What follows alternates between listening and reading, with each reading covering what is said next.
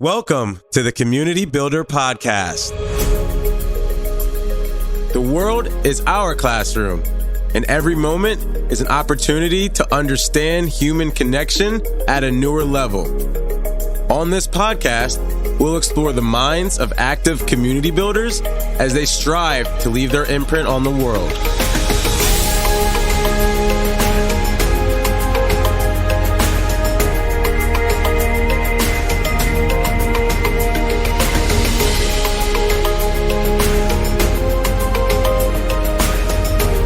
I am your host, Travis King. Let's build. Birgit, thanks so much for hopping on today with me. And I guess if you wouldn't mind, would you tell everyone kind of, what communities you're... Actually, let's back up real quick. Would you mind giving us a quick intro and a background of who you are and also your community origin story so people can get, better understanding about what you've been up to? Well, thank you so much, Travis, and thank you for having me on the podcast. I'm quite honored, and I think it will be an interesting conversation here today.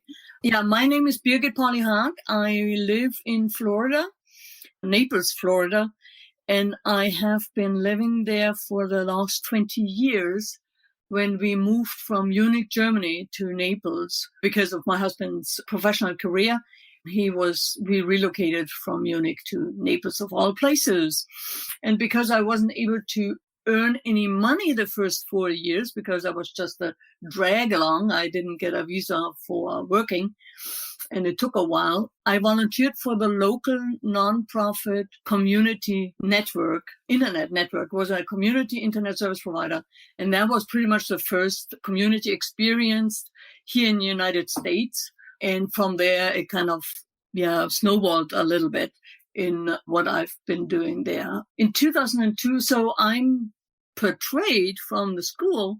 I am a restaurant manager. I studied business administration for hotel and restaurants, and I worked in my profession for about 10 years after college. And then during that time, I also learn more about online communities. So AOL, CompuServe back then, and then the World Wide Web on the internet. And I was part of a local community network also in Germany that just kind of came up, and that where I taught myself as a hobby, web development and also online publishing, content creation and these kind of things. And when I came over to the United States, I made that my career, so to speak. And once I got my work permit, I founded a web development company. And I have been working with small business, larger business, publishers, writers, nonprofits, who are all my clients. And some of them have been for the last 15 years. And so that's pretty much my background. I'm kind of a hybrid between the introvert, developer, nerd, kind of let me just deal with my computer, that's all I can deal with, or going out and being with friends, being in a party or being in a community event face to face, which I find very, very exhilarating and very interesting. I always stayed connected with the local nonprofit community network. And from there, I started one of the first meetups from the chapter program. I'm also part of a different chapter program on meetups. So we probably want to talk about it in a little bit later in the talk. Thanks so much for that awesome intro. And I think that's actually a good place to dive in because one thing that you mentioned that I thought would be super interesting for listeners is for the amount of communities that you've either experienced or worked with or have been a part of. I think it'd be super awesome to hear, what sort of communities you're either A, have been a part of, or B, that you've either, led yourself, or C, just have found interesting. What I find is that, so the very first community experience that we probably all have is actually at school. When we are with other kids and there is some kind of dynamic there, or when we do sports, that's certainly a community thing there. But the first community experience that I had was actually in my profession, when I was forming teams to run restaurants. And these early experiences, they kind of taught me to mitigate the different aspects and perspectives of community members, how to arrive at compromises. And even if you're in a leadership position and you have a chain of command, so you can order people around but that's only a short-term kind of fix for something. You still aim for high consensus amongst the team and compromise. But with then coming to the United States, a lot of the dynamic changed, because when Germany and America are a little bit different I can't really nail it down, but I think there's a lot more planning and a lot more status evolved around community. So here I wanted to start with my work with nonprofits here. I wanted to start a monthly meeting where people from the nonprofit area can meet technology people and talk about technology for their mission, for their programs, for their beneficiaries, and how to better serve that. And I found that there is a larger community around there that's called TechSoup, and they have a program called Net Squared. And Net Squared is one of the chapter programs that's on Meetup. And I wanted to start that in 2008 here in the local nonprofit Naples, Florida area, Southwest Florida is it called. And I scheduled multiple meetings, I think 3 of them, different days, different time of day, and at different locations. And I was very surprised that actually nobody would show up. When I tried the same thing 5 years later, I actually got the community started. So that was one of the early lessons, that if the community is not there, you can't force it. So NetSquared is a group it's a volunteer-driven network of in-person nonprofit technology training and peer support. So there are about 124 groups in 37 countries. And the local group here is called Tech for Good, Southwest Florida, SWFL. So in 2008 was the first time. In 2013, I founded it with a friend. I had a co-organizer, and we held since then about 60 events, maybe 62 events. So that was a huge boost in my community experience, because I not only had the local experience, but also the national support or the global support of a community manager at TechSoup or Net Squared. And he has been very, very encouraging, and he's taught me a lot about community building and how to manage different situations every time when you have logistical or meet up when you want to organize face-to-face meetings. There are certain challenges there. So that was a huge experience for me. And the second part, community that I met about a couple of years later was the WordPress community. And WordPress is a software program, open source software program per se, where a lot of people contribute code back to the core. And there is also a community around not only the teams, there are core contributors, there are documentation contributors there. So there's a lot of engagement there. And WordPress also has a Meetup chapter program, and that's really huge. In my opinion, I don't know, there might be bigger ones. That was the WordPress Foundation supports 680 groups in 97 countries around the world. The local group here, the owner wanted to hand over the Meetup group to somebody new. And I said, well, I raised my hand. Having done this before with others, I said, okay, well, let's look at that. And only then, back then it wasn't a chapter meetup, but I've soon learned about the chapter program. So I joined it with a meetup, and it's now an official WordPress chapter, where we also have month-to-month face-to-face meetings, where then designers and developers, site owners, small business people, bloggers, students come together and talk about what to do with WordPress and how you can solve different problems, how you set up an e-commerce site, how to create content, how to connect it with the social media. So that was so much closer to what I was doing for work that I really liked that. Later on, I I seem to be aiming for the higher level perspective as well, not only the local chapter, but also kind of see, okay, what is it that we can then replicate over more than one group? Yeah. So I joined the global community team on WordPress. I think it was 3 years now, where I help other meetup organizers starting out, or help them write some handbooks with suggestions for events or how to find venues. And that's when we probably got your attention earlier this spring. Yep. I organized a meetup organizer roundtable on YouTube. No, on a video chat where I brought together some seasoned meetup organizers that have been doing that for quite a while with new ones that have just started out in other parts of the world or in the United States. It didn't really matter. But I found it very exhilarating to talk with others that are like us and have the same problems, because locally you are sometimes in a very lonely position as an organizer. But when you have the group of other organizers together, it's a much better a situation, because you can ask for advice. You can say, okay, I did this. Why did it go wrong? Yeah, these kind of questions. So, Right.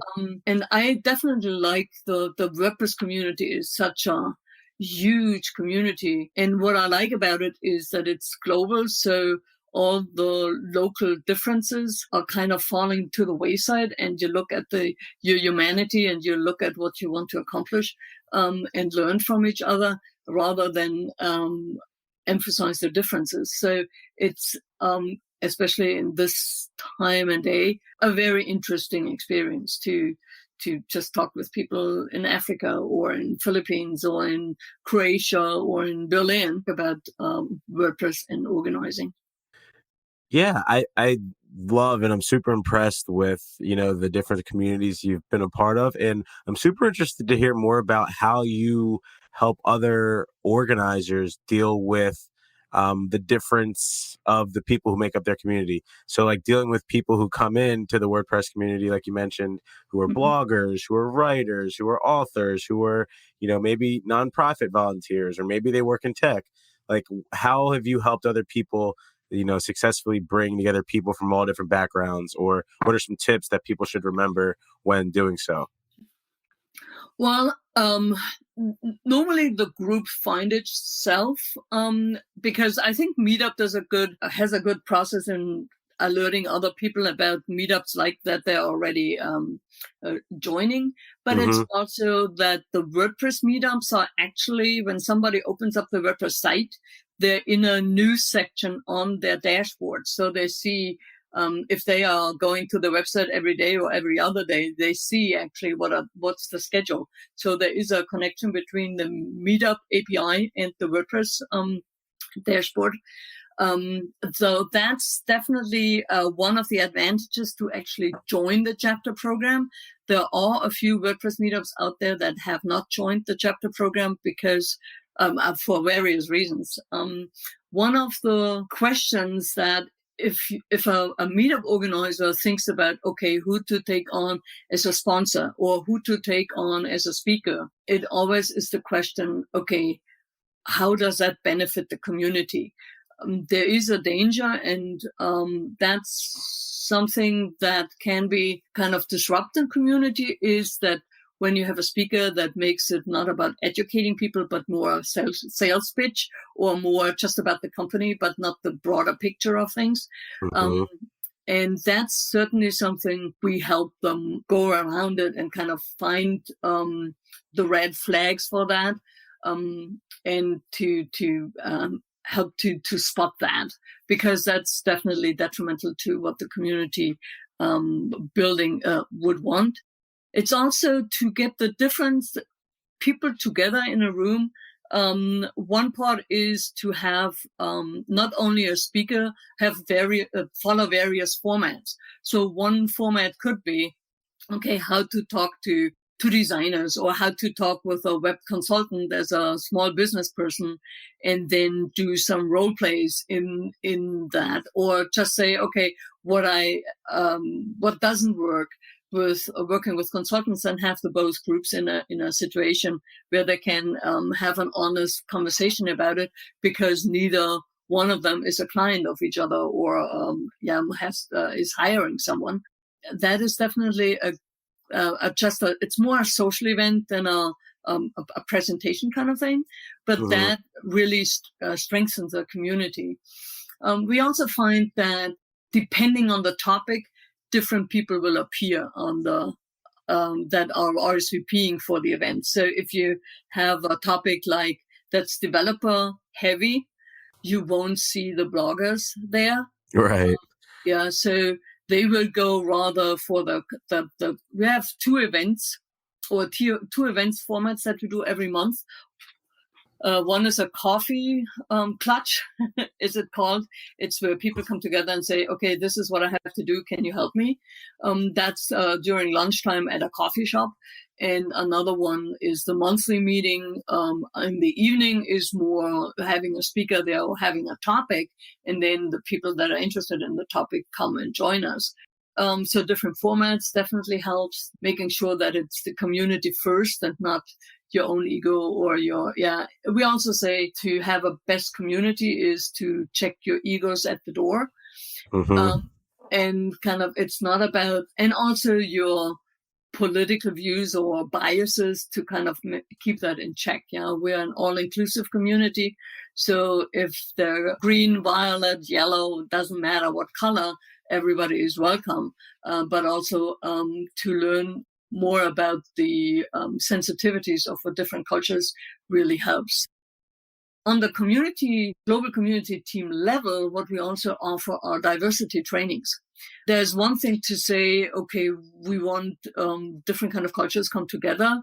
It's another thing to never have a person of color speak, or have a woman speak, or how you can reach out to the communities that are not your own circle of friends and bring them into the community. That's a challenge for a lot of our meetups or meetup organizers. The same, and on the conference level, same thing. So there are quite a few WordPress conferences called WordCamp, where we have 50% women speakers.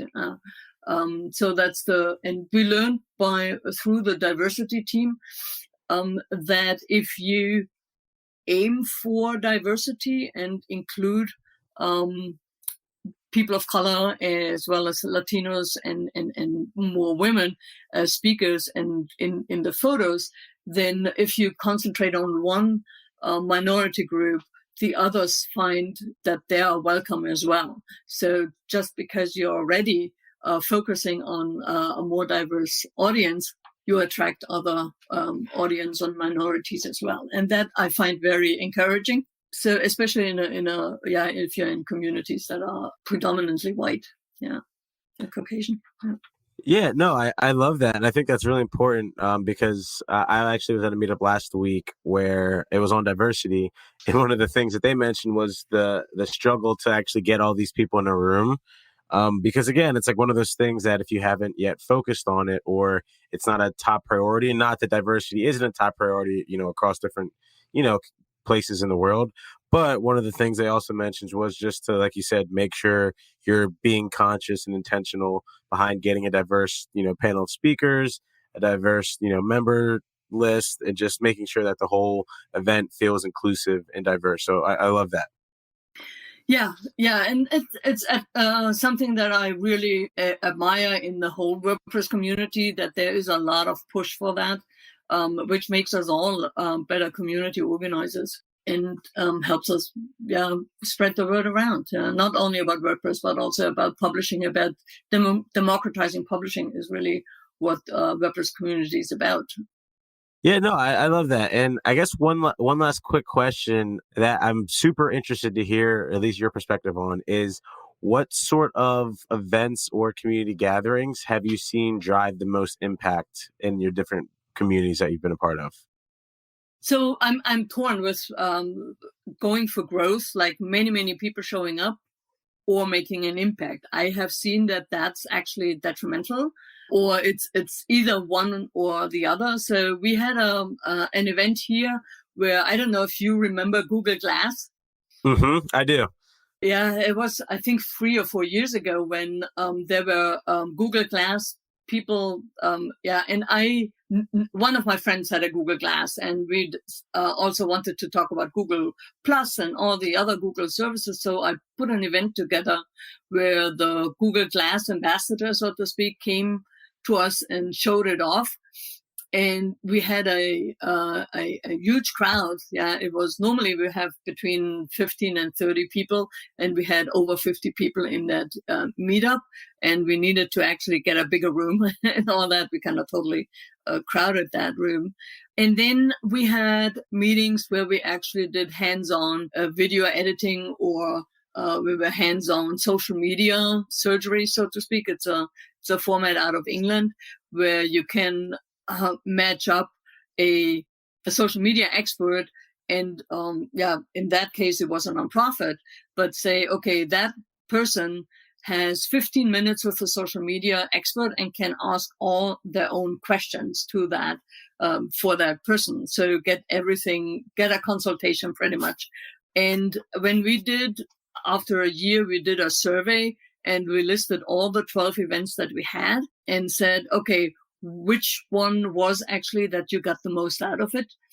And that was that not the biggest crowds. And that is the lesson from it. Yeah, it's not always the biggest crowds that make the best meetups for the attendees. It's the most individual attention to it. I think that lesson really kept me going. So I'm to serve. Yeah, I don't need to create those events for my own ego. I'm an educator, and that's where they're for.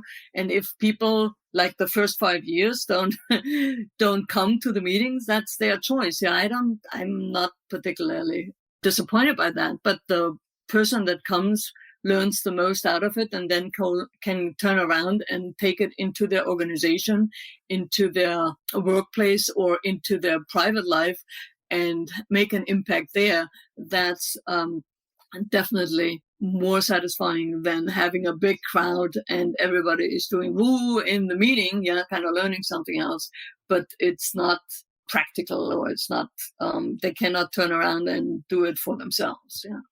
No, I think that's super important, and definitely really value that and respect that so much, because it's tough, right? Like being an educator in the world right now with so many different outlets and so many different places to look. And I really love that, you said you're, here to educate first and help support and empower, different communities. And I think that's, just a testament to like the awesome work that you've done and the unmeasurable amount of impact you've already helped deliver to so many people's lives. And just wanted to say thank you, for everything that you do. And yeah, I just really enjoyed our conversation today, and definitely love the fact that you're involved with so much and so many different communities, and that, you're still doing it, and just like super excited to share this with everyone, because I think there's, some super valuable insights in there that they can take back and actually, deliver in their communities. Well, thank you so much for reaching out, Travis. And I know you need to go, so be well and stay in touch. Sounds good, Birgit. Thanks so much. We'll talk soon. Thanks for listening to the Community Builder Podcast. If you received an ounce of value from this podcast, share it with your friends. Oh yeah, don't forget to leave me a 5-star review. I need those. Remember, each perfectly laid brick moves you one step closer to building your community.